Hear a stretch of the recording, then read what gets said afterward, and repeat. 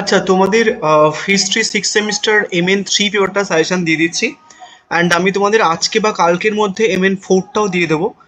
And তোমাদের কয়েকটা জিনিস একটুখানি বলে দিই। বেসিক্যালি হিস্ট্রিতে এর আগের বারে যে সিলেবাসটা ফিফথ সেমিস্টারদের ছিল, একই সিলেবাস আবার তোমাদের দিয়ে দিয়েছে। তো সেক্ষেত্রে ওরা কোশ্চেন্স কিভাবে ফর্ম করবে কাইন্ড অফ বলা মুশকিল। যে ধরো ওই ফিফথ সেমিস্টারের আগের বারে প্রশ্ন দিয়েছে এবং ভাবলো যে এটা তো অন্য সেমিস্টারের প্রশ্ন দিয়েছিলাম আমরা, সিক্স সেমিস্টারে আবার দেবো, একটা সমস্যা।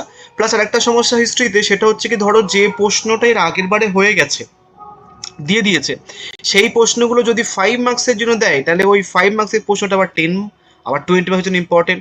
বা কোনো প্রশ্ন ধরো এর আগের বারে 10 মার্কসের জন্য দিয়েছে, সেই প্রশ্নটা আবার 20 বা 5 মার্কসের জন্য ইম্পর্টেন্ট। এই কিছু সমস্যা। প্লাস হচ্ছে কি যে তোমাদের মানে একই সিলেবাসের একটা সমস্যা তো বললাম।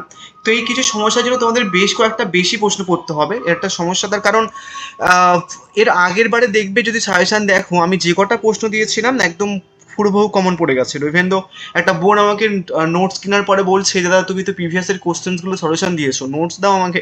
তো অ্যাকচুয়ালি ওই মানে যে প্রশ্নগুলো ছিল সেইগুলো সব পড়ে গেছে, এবার কি করা যাবে, তাই না? তো সেক্ষেত্রে একটুখানি তোমরা একটা জিনিস দেখাচ্ছি, বুঝে নাও। মানে তোমাদের বেসিক্যালি কেউ যদি চাও তাহলে প্রিভিয়াস ইয়ারের প্রশ্নগুলো দেখে নিতে পারো। এটা 2023-এর প্রিভিয়াস ইয়ারের প্রশ্ন, 2023-এর 5 মার্কস। এটা 2022-এর 5 মার্কস, এটা 2021-এর 5 মার্কস, এটা 2020-এর 5 মার্কস। এটা 2022-এর 15 মার্কস, আগে ওদের 15 মার্কসের আসতো। নেক্সট এটা 2020-21, এগুলো দেখে নিতে পারো এবং দেখলে কতগুলো প্রিভিয়াস ইয়ারের প্রশ্ন আছে। ইভেন দো তোমাদের ফিফথ সেমিস্টারে আবার প্রিভিয়াস ইয়ারের প্রশ্ন আছে, তো অনেকগুলো প্রিভিয়াস ইয়ারের প্রশ্ন। তো এতগুলো প্রিভিয়াস ইয়ারের প্রশ্ন থেকে তোমাদের আমি বেশ কয়েকটা প্রশ্ন দিচ্ছি, যেমন এর আগের বারে 7-8টা মতো দিয়েছিলাম 10 বা 20 মার্কসের জন্য, ওখান থেকে সব পড়ে গেছে।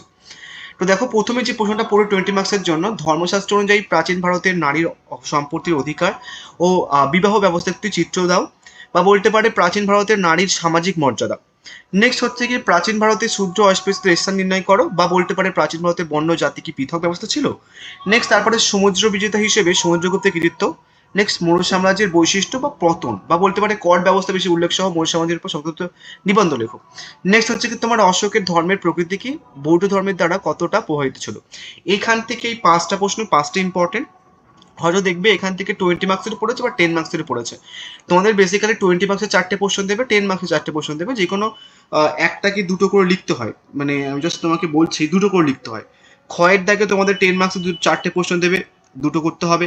গয়ের দাগে তোমাদের 20 মার্কসের 4টে কোশ্চেন দেবে, দুটো করতে হবে। তো 4টে দেয়, আমি 5টা দিলাম।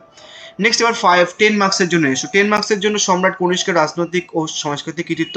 বা এই রাজনৈতিক বা সাংস্কৃতিক কৃতিত্ব না দিয়ে তোমাকে বলতে পারে সম্রাট কনিষ্কের কৃতিত্ব লেখো। নেক্সট পল্লব সাহিত্য। নেক্সট হচ্ছে কি তোমার এই গুপ্ত যুগকে সুবর্ণ যুগ বলা হয় কেন। নেক্সট তারপর হচ্ছে কি যে তোমার প্রথম 3 দশকে রোমান ভারতের বাণিজ্য।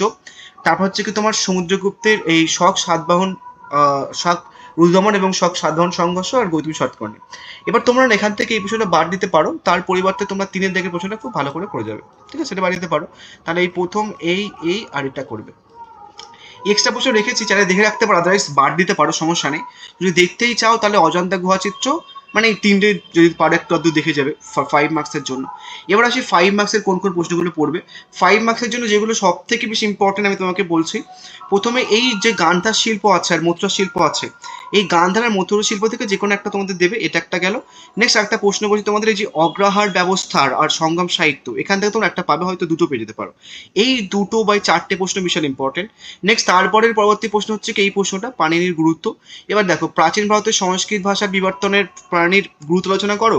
এখানটায় তোমাদের হয়তো ঘুরিয়ে দিল যে ব্যাকরণের বিবর্তনে পাণিনির গুরুত্ব লেখো। ঠিক আছে, তাহলে 3 নম্বর প্রশ্ন হচ্ছে কি এটা। 4 নম্বর হচ্ছে কি এই প্রশ্নটা, পুষ্যমিত্র সঙ্গের বিদ্রোহ কি ব্রাহ্মণবাদী প্রতিক্রিয়া ছিল। নেক্সট তারপরের পরবর্তী প্রশ্ন হচ্ছে কি তোমার গুপ্ত সমাজের নারীর স্থান। তার পরবর্তী প্রশ্ন হচ্ছে কি এই প্রশ্নটা। তো মোটামুটি এই অবধি করলেও হবে, পরবর্তীকালে তোমরা এইটা দেখে রাখতে পারো, এক্সট্রা কিছু রেখেছি প্রশ্ন, এগুলো দেখে রাখতে পারো। অশোকের লেখোটা একটুখানি করে নিও, বাদ দেখে এখান থেকে কোনো প্রশ্ন না করলেও চলবে। বুঝে গেছেন? এবং পরে এটা একটুখানি দেখো, আর কিছু করতে হবে না এখান থেকে। সো একটুখানি ভালো করে পরীক্ষা দিও। অ্যান্ড একটা জিনিস তোমাদের বলে দিই, তোমাদের যদি কারোর ইংলিশ অনার্স থাকে, আমি তোমাদের কিন্তু ইংলিশ অনার্স কিছুদিনের পর থেকেই পড়ানো শুরু করবো, তোমাদের মাইনারটা হয়ে যাবে তারপরে।